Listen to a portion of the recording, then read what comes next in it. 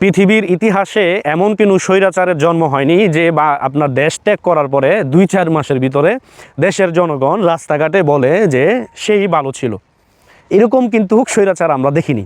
শেখ হাসিনা এমনই স্বৈরাচার যার জন্য এত ভালোবাসা মানুষ দেখায়। তার মানে শেখ হাসিনায় কতটা স্বৈরাচার হলে এদেশের মানুষ তার প্রতি ভালোবাসা দেখায় বা মানুষ তার জন্য কান্না করে, শেখ হাসিনা ফিরে আসুক, শেখ হাসিনার ছাড়াই বাংলাদেশ রাষ্ট্র কেউ চালাইতে পারবে না, এই কথা কেন মানুষ বলে?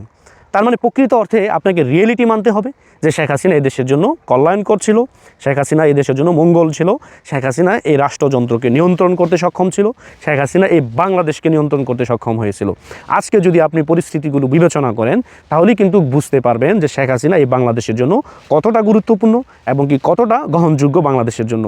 ইতিমধ্যে আমরা সেটি এদেশের জনগণ 5 তারিখেও কেউ কল্পনা করে নাই।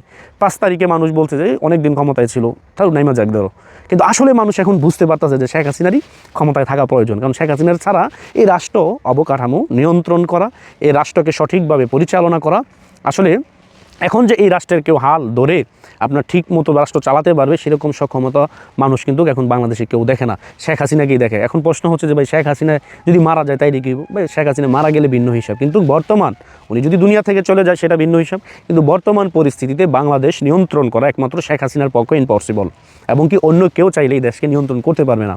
আর বর্তমান বাংলাদেশ হচ্ছে অভিভাবকহীন, এখন কোনো দলই আপনার বাংলাদেশে আপনার ক্ষমতায় নেই বা কেউ আপনার রাষ্ট্রের অভিভাবক নেই।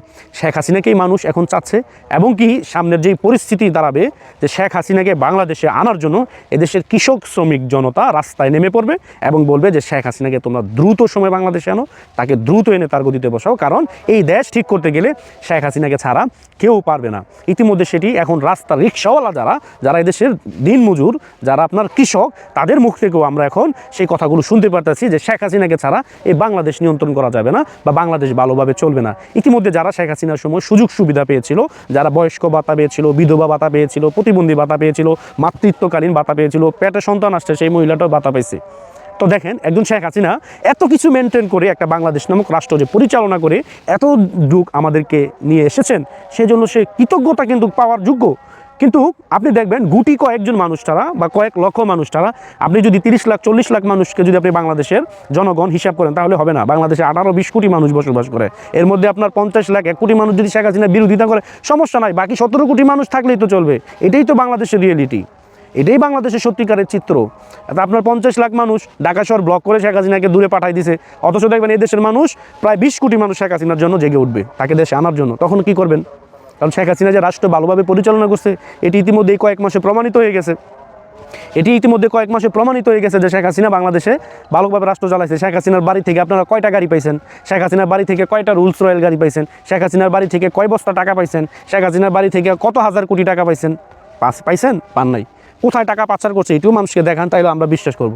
এখন পর্যন্ত কেউ দেখাইতেই পারছে যে শেখ হাসিনা এই দেশে এত কোটি, ওই দেশে এত কোটি, ওই জায়গায় এত কোটি? শেখ হাসিনা তো চ্যালেঞ্জ দিতেছে যে আমার প্রজেক্টগুলো থেকে দুর্নীতি আপনারা বের করে দেখান।